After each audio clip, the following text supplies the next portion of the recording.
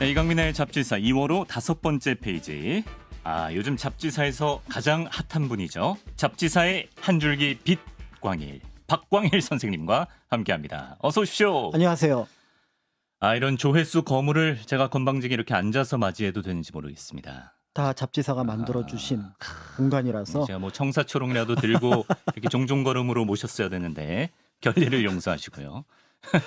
그러니까 의외로 고려 이야기를 네. 이렇게 재밌어 하실 줄을 몰랐습니다. 다들 뭐 재밌어 하시는 거 아니고 와서 좀 험한 말씀 하시는 분도 계시고 하긴 한데 지금 조회수가 계속 올라가고 있어요. 그러니까 그게 좀 예. 문제가 되기는 해요. 그러니까 자세히 알고 있는 분들은 다양한 이야기를 할 수가 있는 그런 부분인데 한편으로는 그 사실 자체를 몰랐던 분들을 대상으로 해서 조금은 간략하게 네. 소개를 하다 보니까 여기에 대해서 이건 그렇게 볼 수 있지 않느냐라고 하는 부분들까지 얘기를 던지실 하시는 수 있는 분들이 거죠. 예. 있는데 이제 그 내막으로 들어가게 되면 여기에 따라서는 또 연구자에 따라서 또는 그때 상황을 어떻게 보느냐에 따라서 달라질 수 있다는 점, 무엇보다도 조선시대보다 밀도가 굉장히 약합니다. 그런 면에서 향후에 이제 이런 부분들이 뭐 드라마화되거나 또 때에 따라서는 이제 공개적으로 어떤 프로그램화 됐을 때 네네. 이제 조금 더 많은 분들이 이해를 할 수 있을 것 같고 그러면은 이제 어떤 그 대중적인 시선에서 오차를 좀 줄일 수 있지 않을까 이런 생각이 듭니다. 이런 콘텐츠가 쌓이고 쌓여서 그런 오해나 오차를 점점 좁혀갈 수 있는 거예요. 그렇죠, 그렇죠. 네. 네. 자, 오늘도 한 건 만들어 주시길 기대해 보고요.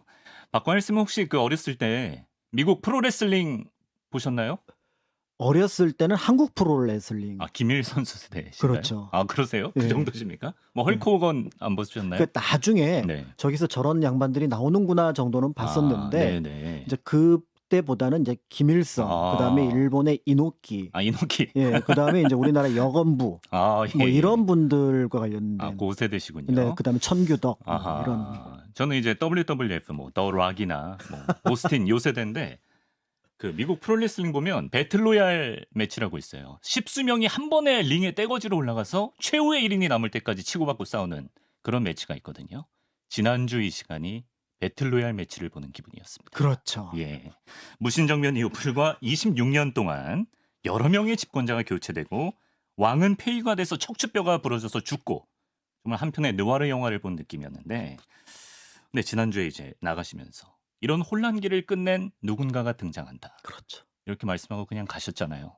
가야죠. 시간이 됐으니까. 예, 일주일 내내 저희가 너무 궁금했습니다.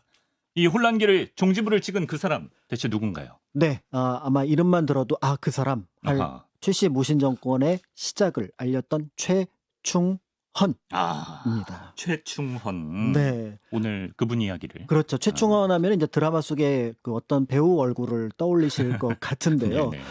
제가 보기에는 굉장히 캐스팅이 잘 된 굉장히 누구셨죠? 냉철하고 네. 김갑수 씨.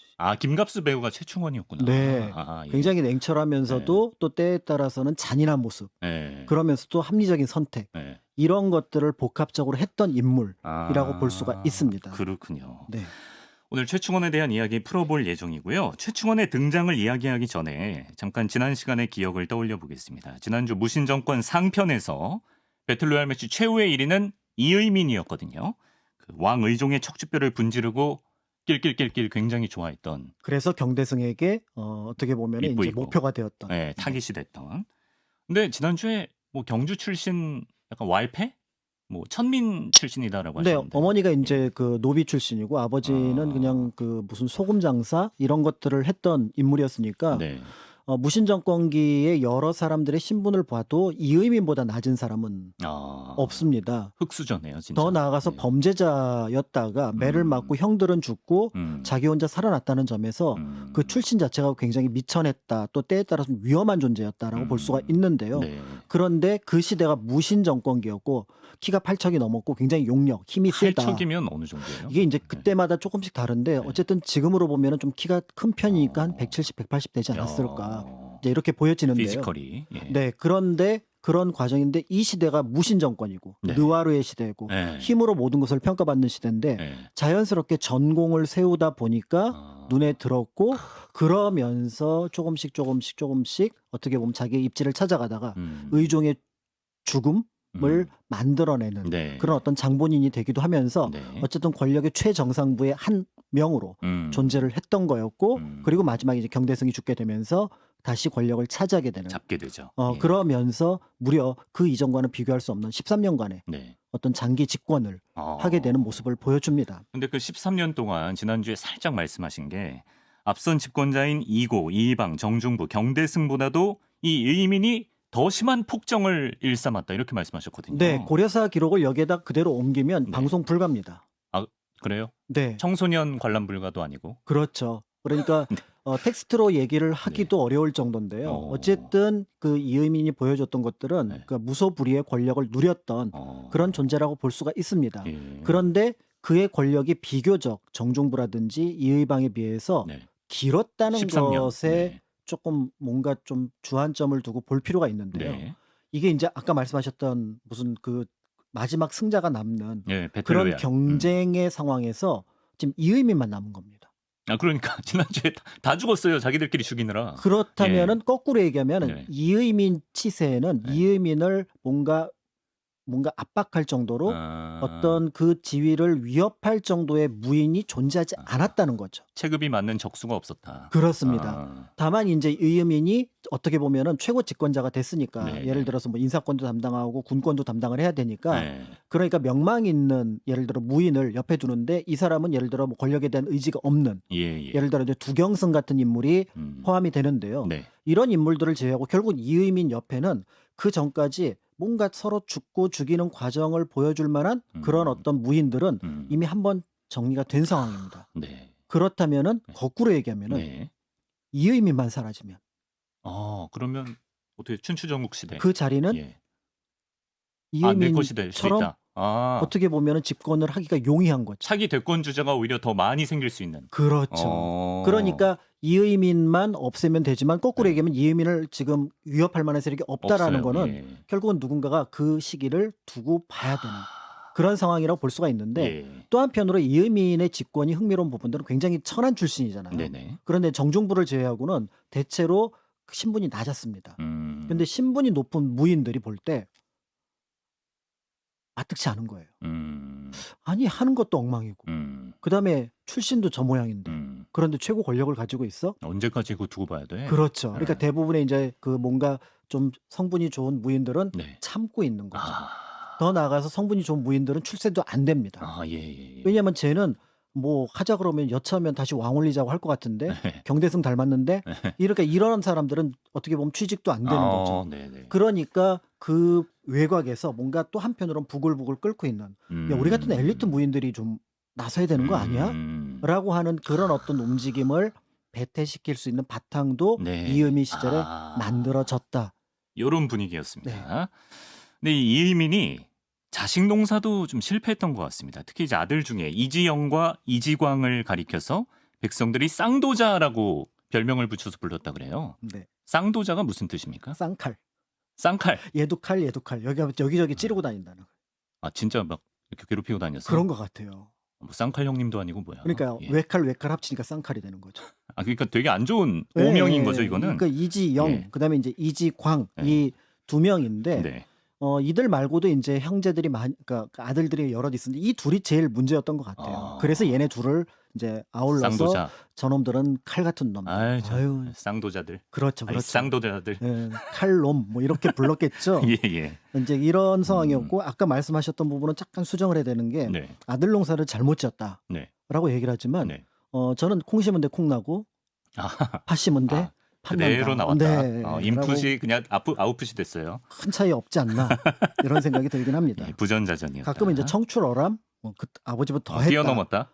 이런 느낌이 보여지는데요. 네네. 굉장히 어쨌든 특히 뭐 당시 보여줬던 만행들을 보면은 일반 평민들은 그 옆에 갔으면 위험하겠구나.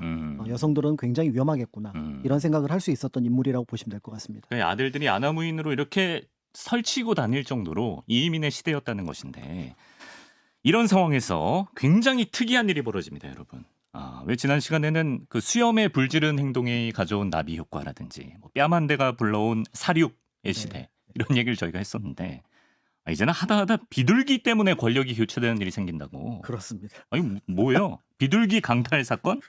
어떤 얘기입니까? 이게 당대에 그러니까 이제 굉장히 흥미로운데 당시 귀족들이 이 비둘기를 길렀던 것 같아요.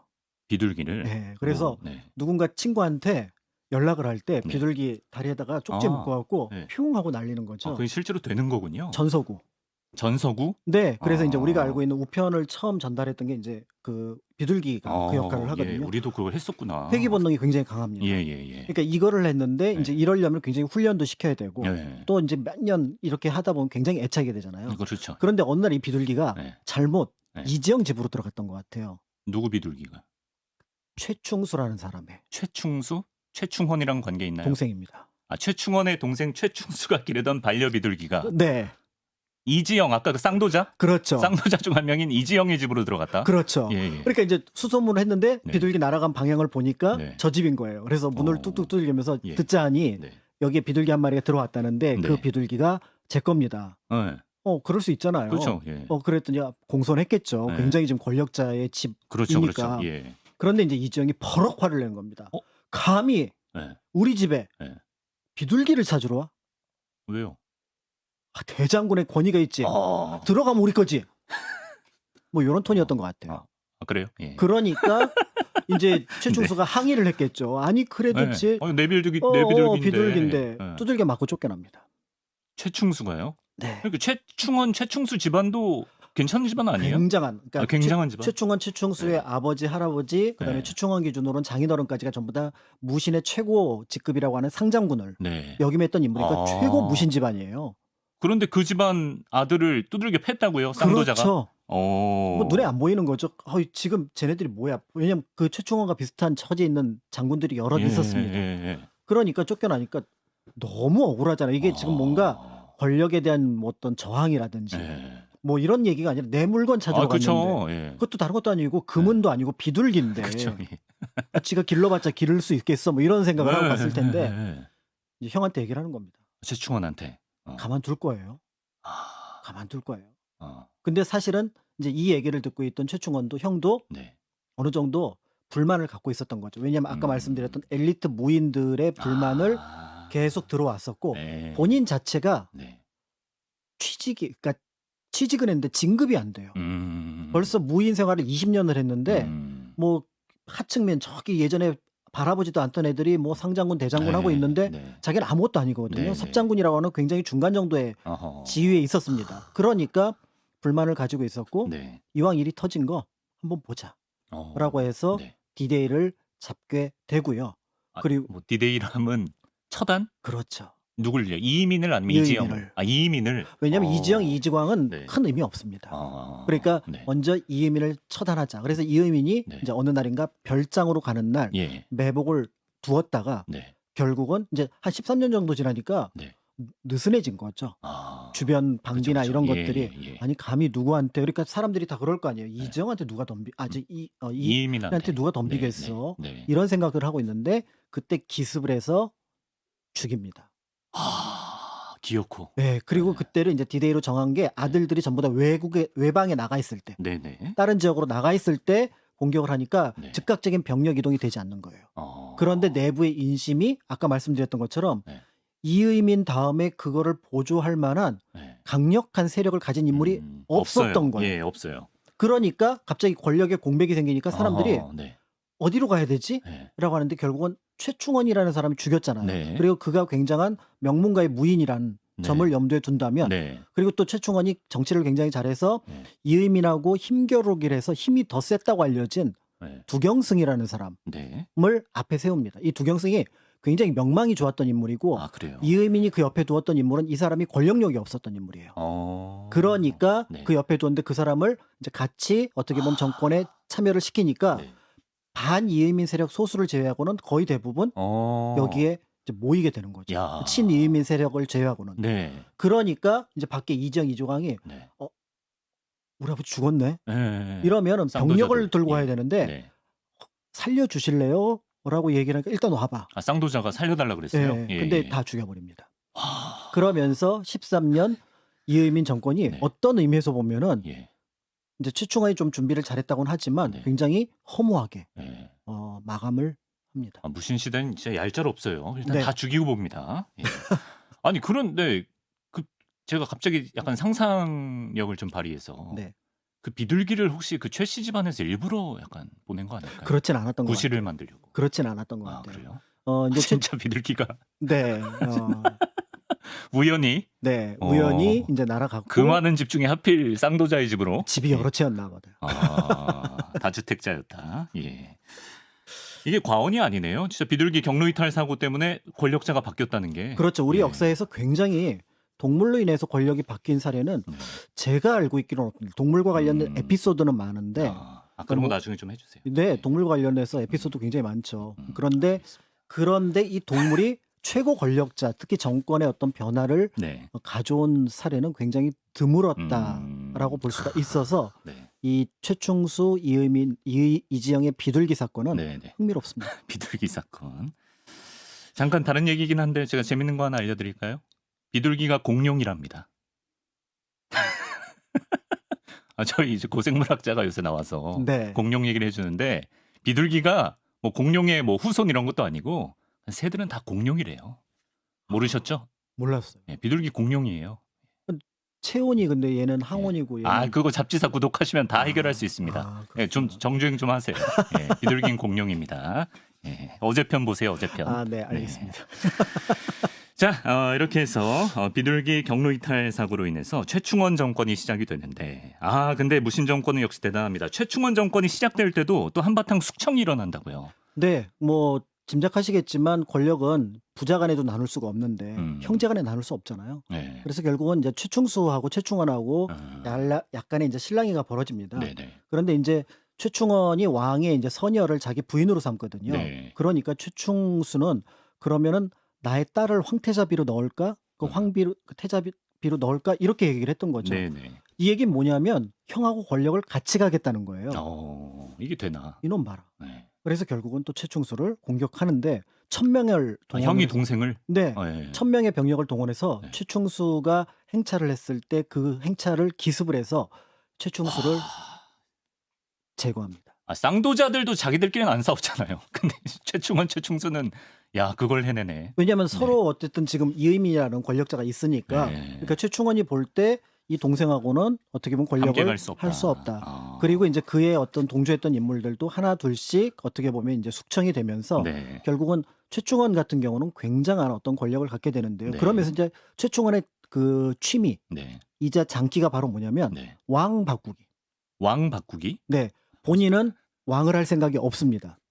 그런데 지금 명종을 이제 어떻게 보면 이의민 정권에 세운 왕이잖아요. 난 이 왕하고 같이 갈 수 없어 해서 명종을 바꿔서 신종을 올리고. 신종. 네. 근데 신종이 이제 나이 들어서 죽어서 사실은 희종은 바꾸진 않았는데 희종이 이제 어떻게 보면은 되게 이 무신 정권이 굉장히 특이하게 아버지로부터 왕을 이어받은 인물입니다. 그러니까 이 희종이 볼 때는 내가 뭔가 힘을 발휘해서 진짜 왕이 되고 싶어 이런 생각을 가졌던 것 같아요.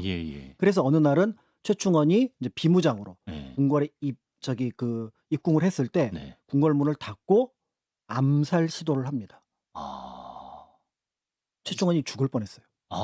그래서 실제로 최충원이 막 달려가서 왕 손잡고 살려주십시오. 진짜요? 네, 그 대단한 최충원이? 네, 그 고려사에 보면 그렇게 나오거든요. 근데 왕이 외면했다. 그럼 어떻게 돼요? 죽인다는 거죠. 그런데 그때 막 어디로 창고 같은 데로 도망을 갔나 봐요. 근데 이제 그 소식을 밖에서 듣고 난리가 난 거예요. 최충원은 6개의 부대로 자기를 호위하도록 했었거든요. 이 6개 부대가 순번으로 돌아가면서 자기 집을 지키고 행차할 때는 6부대가 항상 같이 옵니다. 그런데 이 부대가 이제 밖에서 난리가 난 거죠. 지금 최충원이 죽게 됐으니까. 그래서 그럼 궁궐 넘고 뭐 해서 결국은 이 왕의 어떤 그 암살 음모를 제거를 하게 되는데 가만둘 수 없잖아요. 그렇죠. 그런데 여기서 이제 최충원이 또 어떤 의미에서 보면 정치력을 발휘하게 되는데 희종을 죽이지 않고 귀양만 보냅니다. 자기를 죽이려고 눈 마주쳤잖아요. 나 살려달라 그랬는데 안 살려준 왕인데도 살려줍니다. 이의민 때문에. 이의민 때문에? 의종 죽였다는 것 때문에 여러 곳에서 비판을 받았잖아요. 너는 왕을 죽인 놈이야. 죽어도 싸. 나는 그런 우를 범하지 않겠다. 그렇죠. 살려는 드릴게네요. 살려는 드릴게. 그러니까 다시는 여기에 얼굴 비치지 마. 라고 하는 것과 관련이 있는 거고요. 이렇게 해서 왕을 무려 4명이나 바꿨던 인물이 킹메이커네. 최충원이고 이때 이제 신변 보호를 좀 해야겠다. 그리고 무엇보다도 내가 좀 안심을 했는데 네. 하나라도 네. 모두 위협이 되는 인물은 다 색출해야겠다. 그래서 교정도감이라고 하는 네. 일종의 이제 그 뭔가 그 친위 그 기관을 만들고 네. 자기가 그 교정도감의 장이었던 교정 별감으로 가게 되는데요. 예. 이게 이제 말 그대로 주변을 모두 암시하는, 그러니까 감시하는. 정보, 테러 모든 것들을 다 담당하는 아. 겁니다. 그러니까 이런 어떤 관청을 두었기 때문에 네. 그 이전에 있었던 중방 같은 경우는 뭐 합작이고라고 네. 한다 그러면 네. 경대성이 뒀던 도방과 이 교정도감 같은 경우는 말 그대로 친위의 어떤 기관으로서 국정원보다 더 센 것 같은데요. 국정원하고 네. 검찰청하고 경찰을 합친 다 합친. 와. 약간의 이제 군대까지 합친 예. 이런 어떤 조직을 갖게 되면서 네. 이후에 이제 최씨 무신 정권의 무력 기반이 바로 이 교정도감이 되는데 그 계기가 아까 말씀드렸던 희종의 암살 사건하고 관련이 있습니다. 최충원의 위세 정말 뭐 나는 새도 떨어뜨릴, 나는 공룡도 떨어뜨릴 만한 위세를 그렇죠. 가졌던 남의 것 같습니다. 비둘기도 내 비둘기. 아, 그렇습니다. 근데 이제 앞서 무신 정권의 많은 권력자들은 다 다른 무신들에게 이제 죽임을 당했었는데 최충원은 이렇게 엄청난 위세를 누리고도 아주 평화롭게 죽었다고요? 그렇죠. 71살에 이제 천수를 누리고 죽었다라는 게 고려사에 나올 정도로 네. 이제 그의 어떤 삶은 다른 어떤 집권자들하고 달랐다라고 볼 수가 있는데 네. 이제 그 배경 가운데 하나가 이제 권력을 자신의 아들에게 넘겨준 것과 관련이 있어 보입니다. 네. 그래서 최씨 무신 정권을 가리킬 때 보통 60년 동안 4대에 걸쳐서 이어진 정권이다. 이런 표현을 쓰게 되는데요. 최충원, 최우, 최항, 최의 이렇게 이어집니다. 그렇습니다. 예. 이제 이렇게 이어지는 것들을 보는데 그렇다면은 이 정도면은 일본처럼 그냥 막부를 세워야 되는 거 아니야? 아, 막부를. 네, 우리가 가마쿠라 막부, 뭐 네. 에도 막부 하는 것처럼 네. 이런 막부를 세워야 되는 거 아니야? 막부라는 거의 의미가 정확히 어떤 사실은 이제 거예요? 예. 일본 왕을 허수아비로 만들고 네. 전국을 실질적으로 통치하는 정부를 아. 군인들의 정부라고 볼 수가 있는 거죠. 네, 네. 이제 그런 어떤 것들을 만드는 것과 같은 모습을 보여야 되는데 네. 이들의 가장 큰 한계점은 개경 안에서만 벌어졌다는 거예요. 아. 그러니까 전국을 지금 전국구가 아니구나. 그렇습니다. 그러니까 완전히 뭔가 그 통치할 만한 네. 행정적인 기반이나 정치적인 기반을 시스템이 없었어. 갖고 있지 않다는 거죠. 왜냐하면 무인들의 생각이 다 달라고. 네, 네. 그다음에 또 아직도 문신들이 여러 부분에서 위협적으로 존재하고 있었고 이런 부분들을 염두에 둘 수 있고 무엇보다도 이 시대에 하극상의 분위기이기 때문에 예. 어떤 의미에서 보면은 굉장히 최충원 자체도 위험을 겪었던 적이 있었거든요. 대표적으로 노비가 예. 최충원 죽이겠다고. 아, 또 노비. 어떤 노비예요? 만적의 난이라고. 아, 만적. 들어봤죠. 예, 그 유명한 예. 왕후 장상의 씨가 따로 있느냐. 아. 우리가 왕이 되면 우리가 이때가- 장군이 되면 예. 그게 최충원 내 노비예요. 만적이 최충원네 집에 있었어요. 네, 그래서 어느 날 이제 개경이 뒷산에 모여서 네. 야 가만히 보니까 최충원이 또 이음에는 죽이고 정권 잡았더라. 네. 그럼 우리 최충원만 죽이면 우리가 정권 잡는 거야. 그런 생각할 수 근데 이음이 있죠. 노비였잖아. 네, 노비 네. 어머니를 뒀잖아. 그럼 네. 우리가 정권 잡자. 이런 식으로 움직였던 네. 어떤 그런 상황들이 있었기 때문에 다른 지역 신경 쓸 겨를이 없네요. 그렇죠. 그러니까 예. 결국은 이 권력을 유지하고 네. 그 권력에서 나오는 어떤 혜택을 갖는 것까지를 목표로 삼았지 이거를 지속적으로 아하. 뭔가 통치하려고 하려는 전체적인 어떤 실력이라든지 네. 어떤 밑그림은 가지고 있지 못했던 부분들이 있습니다. 아하, 그렇군요. 그럼 그 최씨 집안 정권 60년 중에서 박관일 선생님이 보시기에 좀 우리가 눈여겨봐야 할 시기가 있을까요? 일단은 최씨 무신 정권에서 최충원에서 최우로 그다음에 최우에서 그다음에 최항으로 최항에서 최의로 넘어가는 이 작업이 네. 굉장히 어려웠다는 점. 어려웠습니까? 같은 아들들이 부자지간인데. 여럿이잖아요. 최우, 최항, 최의도 다 아들. 여럿이잖아요. 다 형제예요, 얘는. 그러니까 최우 네. 형제가 여럿 있을 거고 예. 그다음에 최항 형제가 여럿 있을 거고 심지어는 최우 같은 경우는 예. 자기 사위한테 물려주려고 했어요. 그래. 복잡하구나. 네, 근데 그 사위가 네. 딸의 고변 때문에 네. 죽는 바람에 원래 이 최항은 네. 송광사 스님이었어요. 그래요. 왜냐하면 얘네들이 서울에 있으면 개경에 있으면 위험하니까 예. 송광사로 보내버린 거예요. 네. 니네들은 거기 가서 스님의 권력에는 신경 쓰지 마. 그런데 자기 후계자로 삼았던 사위가 문제가 생겨서 죽여버리니까 네. 야 다시 일로 와. 그렇게 해서 최항이 자리를 잡았던 거거든요. 네. 그다음에 이제 최희 같은 경우도 굉장히 어려운 과정을 거쳤고 그러니까 네. 이게 계승이 우리가 알고 있는 왕위 계승처럼 자연스럽게 이루어진 게 아니라 네. 그 밑에서도 권력투쟁 네. 또 세력의 이합 집산 집안 싸움. 굉장히 어렵게 여기까지 갔던 거죠. 네. 그러니까 나중에 이제 마지막 최희 같은 경우는 한 1년도 채 못 된 상황에서 김준한테 쫓겨나는 네. 그런 일이 벌어지게 됐다는 점에서 이들 안에서도 안정기라기보다는 네. 불안했다라고 볼 수가 있고 예. 무엇보다도 최씨 무신 정권에서 기억해야 할 사건은 네. 이때 대몽 항쟁이 본격화됩니다. 아, 이때가 이제 몽고 원 간섭기가 그렇죠. 이때군요. 바로 이제 시작이 되는데 네. 그거를 바로 맞닥뜨렸던 인물이 최우가 되거든요. 근데 최우가 네. 가만히 보니까 몽골하고 계속 싸우려면은 네. 중앙 권력을 다시 일원화시켜야 되잖아요. 그러면 권력이 다시 왕한테 넘어간다거나. 아, 그건 또 싫었구나. 그렇죠. 예. 그러니까 여기서 뭔가 그리고 항전을 하기에는 지금 힘이 부족하다고 느끼니까 네. 그럼 우리 강화도로 숨어 있자. 가자. 아. 라고 해서 강화도를 고려의 도읍지로 삼는 피난 수도로 삼는 아, 그게 최우 때군요. 최우 때 벌어지게 됩니다. 그러니까 이제 이 의미에서 이제 무신 정권에 대한 비판의 강도가 조금 더 높아지는 이유가 네. 육지 쪽에 있는 네. 고려의 백성들은 아니 내 나라 정부가 네. 우리를 포기하고 지네만 살려고 도망가? 네. 그래서 옛 역사를 살펴볼 때 굉장히 조심스러운 부분이 네. 그 왕과 어떤 그러니까 정부의 네. 어떤 모습들이 국가를 보호하려고 했는지 네. 백성을 보호하려고 했는지 정권을 보호하려고 했는지를 나눠서 보셔야 됩니다. 네, 네. 그쵸. 지금은 국민과 국가가 일치가 되지만 당대에는 왕과 백성이 일치라고는 하지만 실제로는 백성보다는 완전 남남이에요, 지금. 그렇죠. 왕만 살겠다고 네. 가는 경우가 있고 이 경우는 왕보다도 왕 밑에 있는 실권자가 네. 살겠다고 간 겁니다. 그러니까 이게 몽골이 말을 타고 다니니까 말이 못 가는 바다 건너 강화도로 간 거가 맞아요? 그렇죠. 그러니까 자기들만 숨어 있고. 그렇죠. 그러니까 이 상황에서 실제로 일부 지역에서는 어떤 일이 벌어지냐면 네. 일부 고려 백성들 같은 경우는 몽골군은 환영, 고려군은 반대. 아, 우리 백성들이. 네. 야. 왜냐면 몽골군은 매년 쳐들어오고 여기서 주둔하고 있거든요. 네. 싸우다 보니까 정들었어요. 아, 예. 얘네들도 약탈하다가 할 게 없으니까 예. 그러면 자기네가 뭔가 여기서 이제 주둔하고 또 왔다 갔다 하잖아요. 네. 또 고려군은 세금만 걷어와요. 더 얄미웠던 거예요. 그렇죠. 왜 나를 지켜야 될 그러니까 나를 지켜야 될 존재가 지키지 않는다는 거에서 더 배신감을 느꼈던 거죠. 그런 상황에서 결국은 이제 여기서는 여기 나름대로 최선을 다해서 어쨌든 이제 자기 동네 자기 어떤 지역을 방어를 했지만 네. 고려 정부는 일정하게 방어도 하고 일정하게 협상도 하지만 네. 결국은 강화도에서 30년 넘게 30년 동안. 야. 네. 그러니까 이제 그 상황을 이제 어떻게 보면은 네. 유지를 하게 되면서 예. 이제 우리가 알고 있는 최씨 무신 정권이 네. 과연 자주적인 정부냐라는 비판을 받을 수밖에 그 어떤 이름에 대해서 비판을 받을 수밖에 없는 거죠. 그럴만합니다, 정말. 근데 또 이 시기가 뭐 고려청자라든지 뭐 대장경 이런 중요한 문화재와도 관련이 많은 시기라고. 그렇습니다. 네. 그런 의미에서 볼 때 이제 이 시기에 문화재를 보는 시선이 복잡하죠.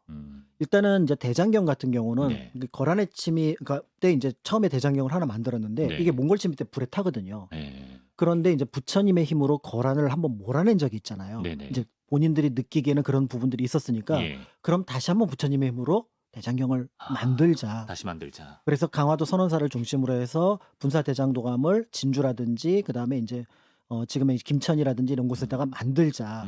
요렇게 해서 이제 그 대장경을 만드는 준비를 해갖고 네. 그게 기적처럼 네. 한 15년에 걸쳐서 이게 이제 완성이 됩니다. 야. 완성된 과정도 기적이지만 사실은 그 이후에 보존된 것도 기적이라고 그렇죠. 볼 수가 예, 있는데 예.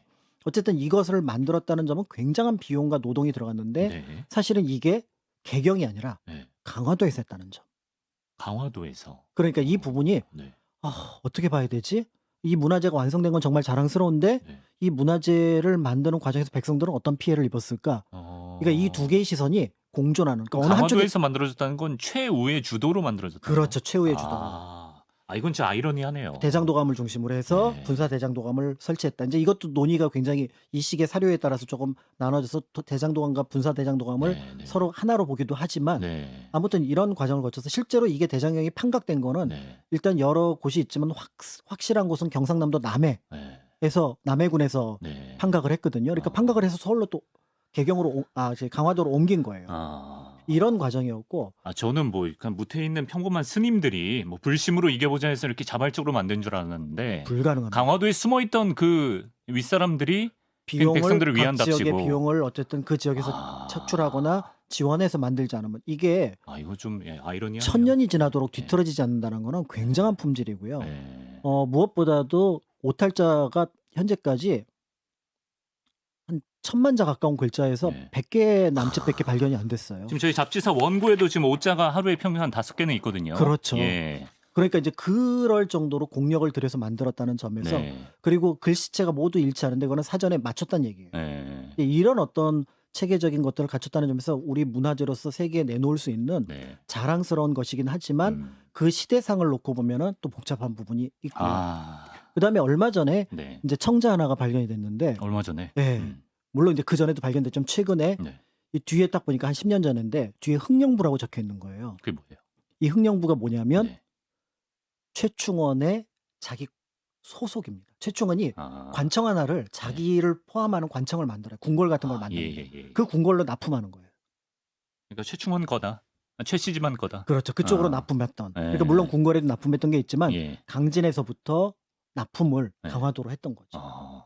그러니까 물론 개경하고 거리 차이는 얼마 없지만 네. 그 시기에도 청자는 계속 구웠고 그 청자가 구워져서 개경이 아니라 강화도로 갔다.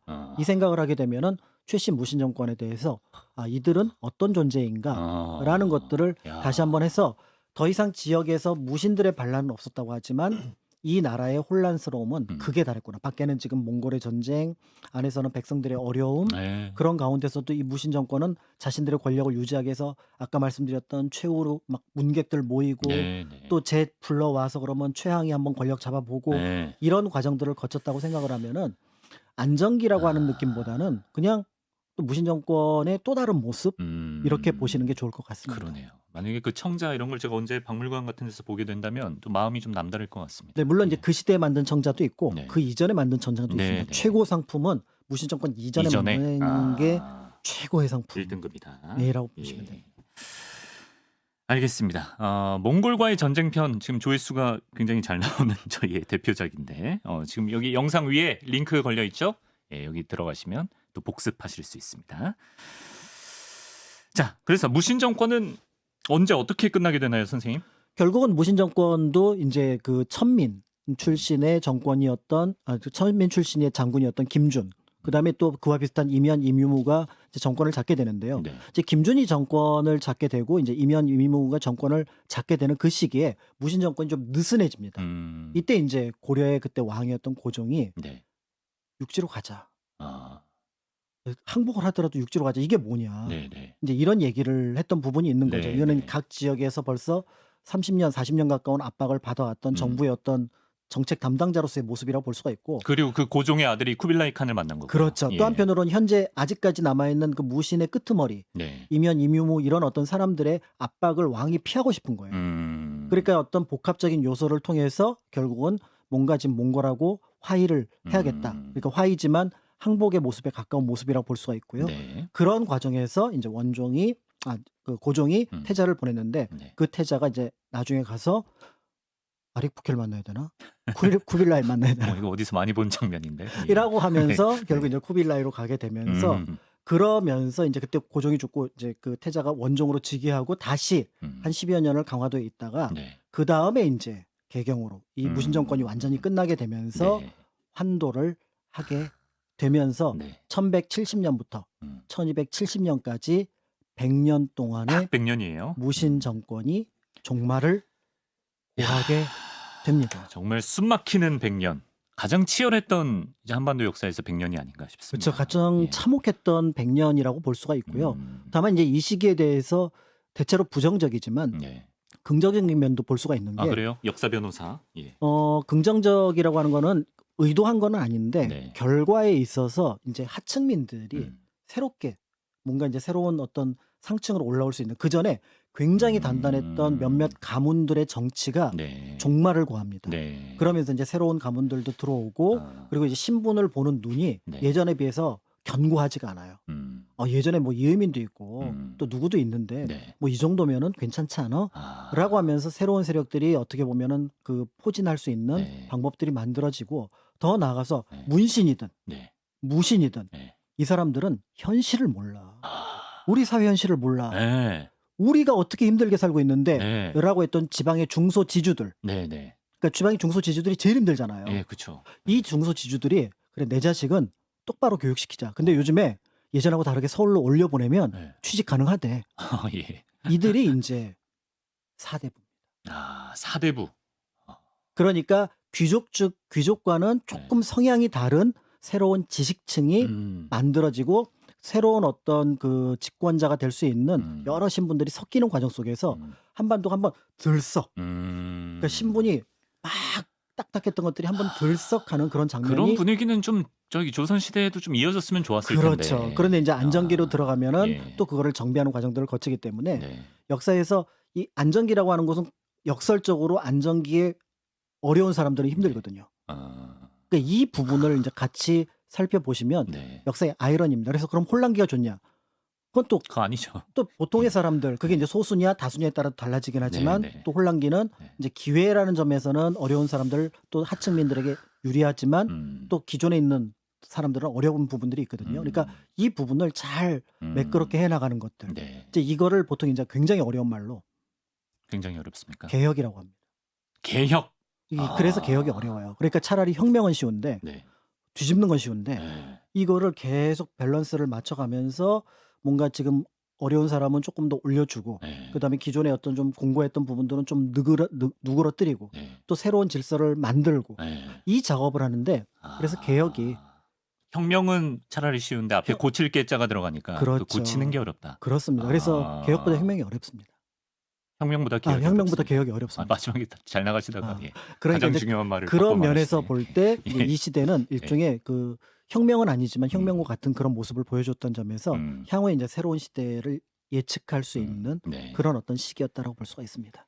예, 여기까지 지난주에 걸쳐서 지난주와 오늘까지 2주에 걸쳐서 뭔가 잡지사 최초로 연령 제한을 붙여야 될 것 같은 느낌을 주는 고려판 느와르 무신시대 무신세계에 대한 이야기를 만나봤습니다. 박광일 선생님 오늘도 고맙습니다. 감사합니다.